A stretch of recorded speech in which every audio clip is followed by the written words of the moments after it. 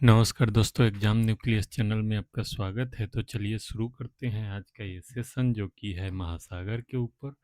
और हम जानेंगे इसके 15 महत्वपूर्ण क्वेश्चन और उसके फैक्ट्स जो कि प्रशांत महासागर, अटलांटिक महासागर, हिंद महासागर, प्रमुख गर्त और महासागरीय धाराओं के ऊपर है। तो चलिए शुरू करते हैं।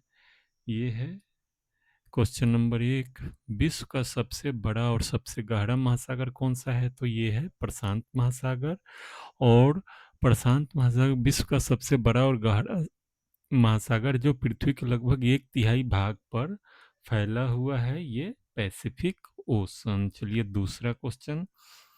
विश्व का सबसे गहरा गर्त मतलब ट्रेंच के बारे में है। तो विश्व का सबसे गहरा गर्त मरियाना ट्रेंच महासागर में किस भाग में स्थित है? तो पश्चिमी प्रशांत महासागर में स्थित है।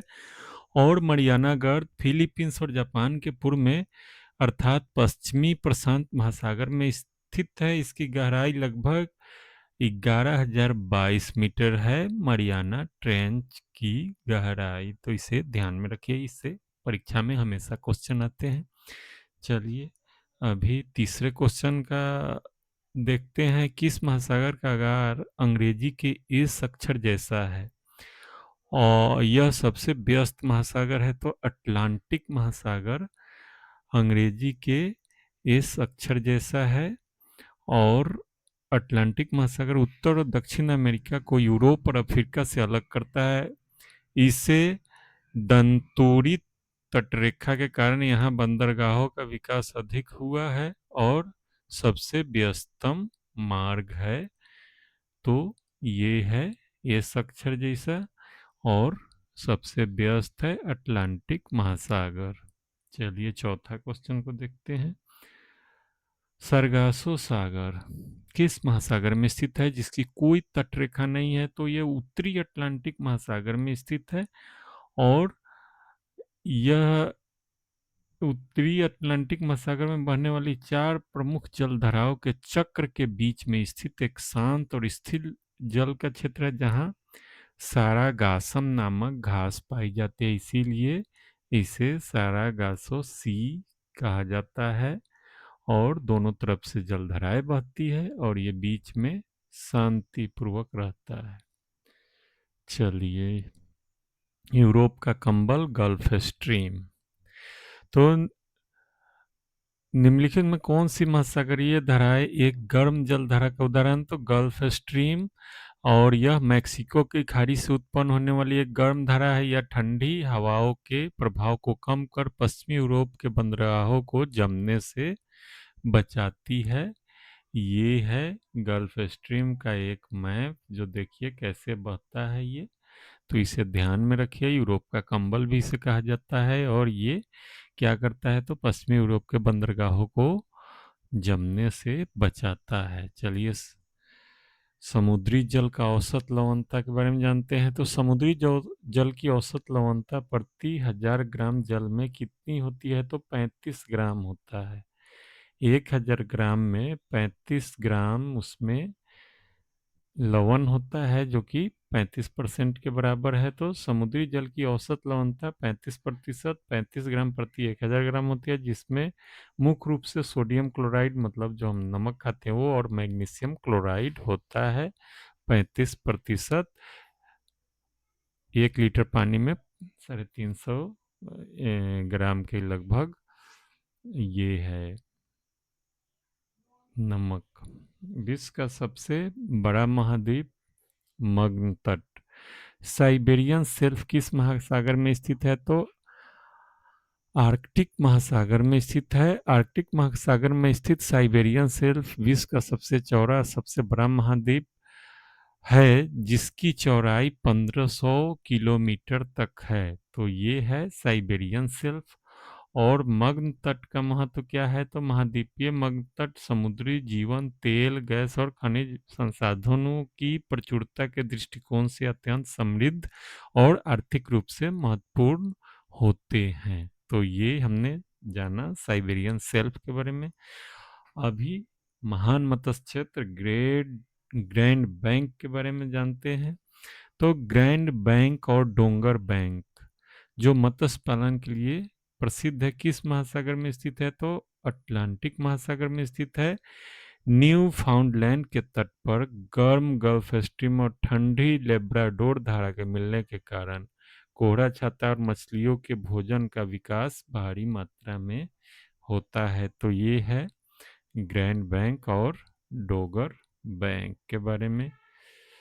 तो हिंद महासागर का सबसे गहरा बिंदु या गर्त कौन सा है? तो सुंडा गर्त या जावा गर्त इसे कहते हैं।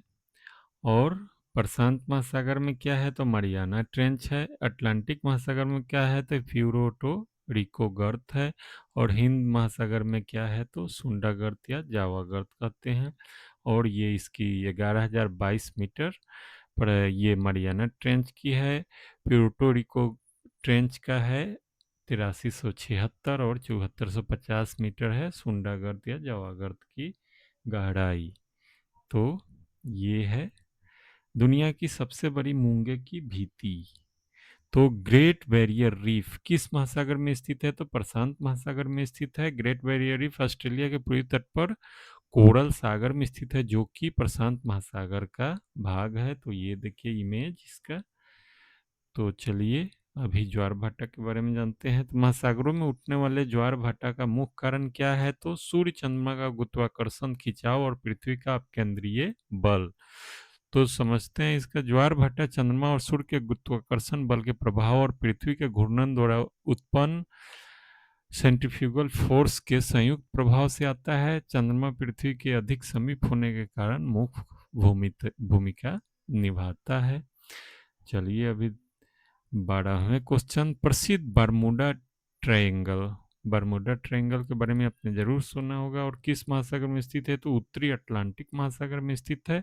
यह क्षेत्र उत्तर पश्चिमी अटलांटिक महासागर में मियामी और बरमूडा द्वीप और प्यूर्टो रिको के बीच एक काल्पनिक त्रिकोण बनाता है। ये देखिए बरमूडा है और ये मियामी है और ये सन जुआन है। तो ये ट्रायंगल बना रहा है जो कि काल्पनिक है, कोई इसका सीमा रेखा नहीं है, जो जहाज़ों और उड़ानों की रहस्यमयी घटनाओं के लिए कुख्यात है। तो ये समझे अटलांटिक महासागर में, नॉर्थ अटलांटिक महासागर में स्थित है।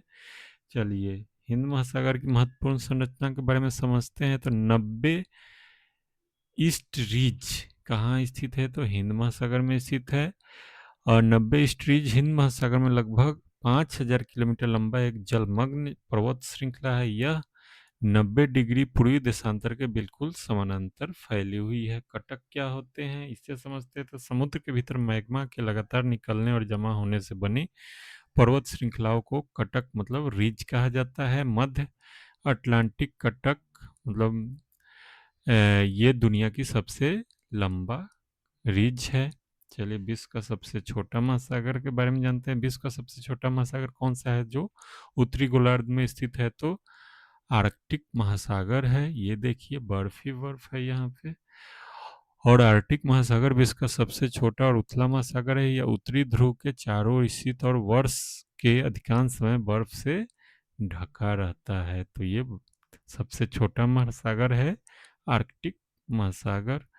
और विनाशकारी सुनामी लहरों के बारे में जानते हैं। तो समुद्र के भीतर आने वाले भूकंपों के कारण उत्पन्न विनाशकारी लहरों क्या कहते हैं? तो सुनामी कहते हैं। ये देखिए कितना भयानक है।